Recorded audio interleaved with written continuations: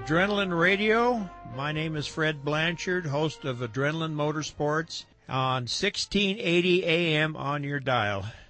This evening we have an in-studio guest, Gary Richards from Bonneville fame, and we're going to have some conversation with him and regarding projects and when everything started in the early years of land speed racing. The uniqueness of our guest tonight is that it wasn't a four-wheel vehicle that he ran. It was a motorcycle, too. You've associated with some pretty high-end people. Ed Eskandarian, you're throwing names out here like it was old hat. I says, he's a pretty unique guy to even be acquainted with. I know that. And there's some other people that I wanted to bring up about as far as being acquainted with. The likes of... land speed racing as it is today, I think that you're out there rubbing elbows with some of the elite in the motorcycle crowd. Why don't you shed a little light on that? Well, on Wednesday nights, as you know, there's a group of folks centered around Sam Wheeler, who recently went 355 on his Streamline motorcycle, and he had... Unfortunately, couldn't set the record. The front tire shred on him, which was, I'm more than happy to say I wasn't sitting in the thing.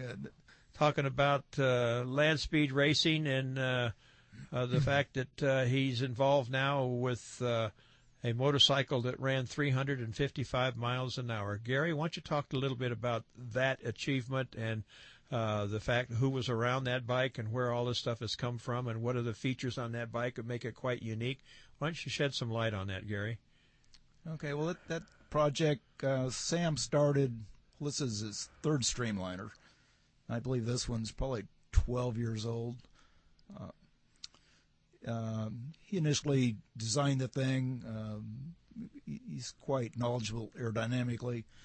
And through some associates was able to get it in as a student project at Caltech, where they did the finite analysis and serious wind tunnel testing to eliminate as much drag as they could. So with a very small engine, he's been able to accomplish tremendous speed. That the other two bikes that are up in that speed realm are more than twice his cubic inches. So it has a lot to say about aerodynamics. Sam and I go back, I can't even tell you how many years, in the early 60s. He came over to kind of investigate what we were doing when I first was building my motorcycle. So we've gone back and been good friends for a long time. A few years back, he kind of asked if I'd like to get involved with this project, and I was more than delighted. What a privilege that must have been. Absolutely. Yeah. So it's probably the prettiest motorcycle out there. Well, I know that over the years that you and I have talked about that particular motorcycle, it didn't come easy to achieve the speeds that he acquired. And I know that we talked some time that there was issues with wet salt, and he got it up in the wheel well. Why don't you tell us a little bit about some of that? That's right. He did have steering problems when the front tire would pick up a lot of wet salt and pack it up around the wheel so that you couldn't actually turn it side to side because it's such a limited amount of space on each side of the tire. That must have been very exciting, but that was actually before I was involved with the project. Some of his first engine guys kind of dropped the ball. They'd put an engine in it for him or send him an engine that was built up and wouldn't come up and back him up. Mr. Turbo Terry Kaiser elected to help Sam out build his motors, and then all of a sudden the bike went, probably 100 miles an hour faster. Wow. Well, I got to tell you, some of the achievements. Tell me about tires and wheels for something like this, Gary. There's some things I know that have come up, and everybody's been looking for directions in reference to things of that nature. Why don't you shed some light on that? That's very true. There's always been a tire problem for Bonneville the availability for sizes that, for instance, Sam built his Streamline around a very small high-speed tire in the front. In fact, he bought what was originally designed for Shirley Muldowney's dragster because she was having front tires exploding, and so these were available. But as soon as he got up to, they were fine at up to like 340, but after he surpassed that speed, he'd get one pass and the tire would just shred. So he actually ran out of the 12 or 14 tires, whatever it was that he had in stock. He may have one left, but it leaks air, so I don't think he's going to try that. In any case, what he originally ran the bike on was a solid aluminum tire, and he put that aside after these Goodyear front tires were available from Muldowney once she quit running.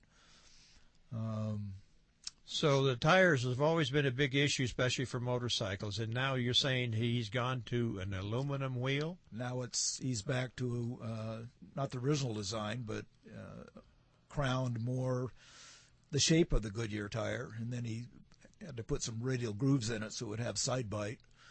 But it was, he went 350 with it the first pass, but broke a driveline train, a jack shaft. So that kind of took us out of contention 2 years ago. Well, let me ask you this. I mean, this is phenomenal in regards to speeds. Give me an idea of, you're saying small displacement versus multiple displacement engines competing for this type of speeds. Who else and what are they running compared to what Sam's running? Well, Dennis Manning has a V4 engine of his own design. It isn't really a motorcycle engine. It's all, I think he's built three engines, maybe more, all custom made, designed by a fellow at Sacramento in one of the colleges there. It's overhead cam. V4 has 3,000 cc's, which is, without working the math, I believe 180 inches.